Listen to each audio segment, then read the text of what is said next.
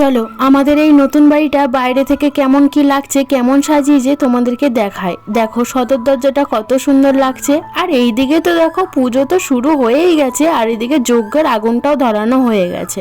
এবার যাই ছাদে, দেখি কতটা দূর খাওয়ার রান্না বান্না এগোলো, তো তোমাদেরকেও দেখাবো। আর এইদিকে তো দেখো আলুর দম তো বসিয়েইছে, আর আলুর দমে তো তেলগুলো একদম টকবক করে ফুটছে। তারপরে দেখলাম রাইসটা এখানে নামাচ্ছে, যেহেতু ফ্রাইড রাইস হবে সেই জন্য। আর দেখে দেখো সবকিছু তো ভাজা হয়ে গেছে। তারপরে এখানে সবকিছু আয়োজন তো খুব তোড়জোড় ভাবেই হচ্ছে দেখতে পাচ্ছি। নিচে নেমে আমি এখানে চা করার অর্ডার পেলাম, চা আর পায়েসটা করছি, কারণ উপরে তো রান্না বান্না হচ্ছে, সেই জন্য ভাবলাম গ্যাসেই পায়েসটা বসিয়ে দিই, তাহলে তাড়াতাড়ি হয়ে যাবে। আর এইদিকে আমি তো সবাইকে নিজের মনে করে, নিজের বাড়ি বলে মনে করে সবকিছু নিজের হাতে করার চেষ্টা করেছি। আর এদিকে আমাদের ছোট্ট মেয়ে আমার কোলে উঠে গেছে, আর কোলে উঠে তোমাদেরকে হাই জানিয়ে দিল। আর গেছিল মানালি, ওখান থেকে ভিডিও কল করেছিল, ছোট্ট একটা ফটো শেয়ার করলাম।